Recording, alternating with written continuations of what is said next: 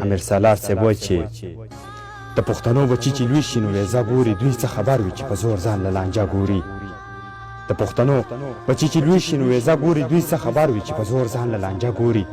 د پښتنو بچي چې لوی شي نو دوبۍ ته راشي ځان غلامان کړي د عربو غلامۍ ته راشي مثال چې جاله د مرغۍ ورانه شي مزه د دوی د زندګۍ ورانه شي چاله ویزه د سعودي وکړي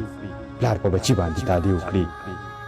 ګیره او برېت یې لا راغلې نه وي څه زندګي هډو لیدلې نه وي د بېوسۍ د لاسه کور پرېږدي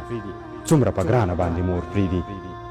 د بېوسۍ د لاسه کور پرېږدي څومره په ګرانه باندې مور پرېږدي د عربیانو مزدورۍ له راشي څومره اوږدې مسافرۍ له راشي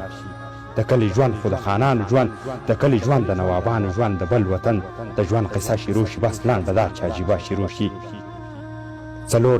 پنځه میاشتې کار نه وي د عراق کې ناست وي یې روزګار نه وي لکه یتیم غوندې حیران ناست وي هر وخت خپه وي په خفګان ناست وي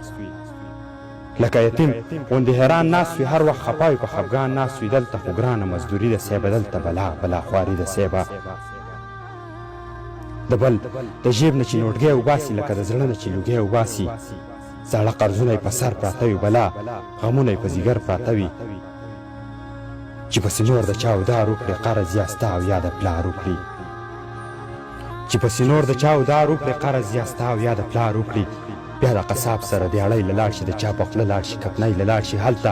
چې څو میاشتې خواري وکړي دا غریب هلته مزدوري وکړي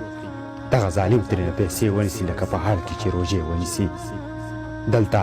مری له زندان راشي په بېوسۍ ورله خفګان راشي د زورورو زور اوبه که خدایه د ظالمانو زور قابو که خدایه د زورورو زور اوبه که خدایه د ظالمانو زور قابو که خدایه چې د مزدور نه مزدوري نه نیسي چې د مزدور سړی خواري نه نیسي دغه بچی واپس تیرې ته راشي د ارمانونو مخبرې ته راشي دلته یې ختمه اقامه شي خدایه په سر یې بیا جوړه غویمه شي خدایه کپیل وایي زر کوه ریالونه راوړه کپیل وایي زر شه درهمونه راوړه کپیل وایي زر کوه ریالونه راوړه کپیل وایي زر شه درهمونه راوړه او مال کپیل پسې جوال بان کي لکه مهیل چې څوک په جال بان کړي څو ورځې پس یې اقامه ختمه شي څو ورځې پس یې هم ویزه ختمه شي بس د سوچونو سره سر شي سړی چې مسافر شي در په در شي سړی بس د سوچونو سره سر شي سړی چې مسافر شي در په در شي سړی د زړګي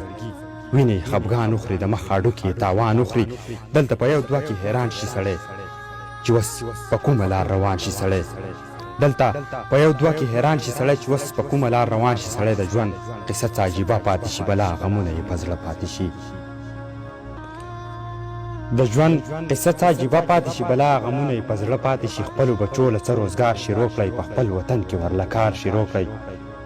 چې د پردي وطن څوکۍ نه خلاص شي د پردي ښار د غلامۍ نه خلاص شي نورې ویزې په اباسین لاهوشه نورې قصې خو دې په سین لاهوشه نورې ویزې په اباسین لاهوشه نورې قصې خو دې په سین لاهوشه پښتونه روغه مستقبل جوړ کا خپلو بچو له یو متل جوړ کا چې نن نه پس به نه ویزه کومه نه به دا خوشې شان قصه کومه امیر سالار درته احوال ووایو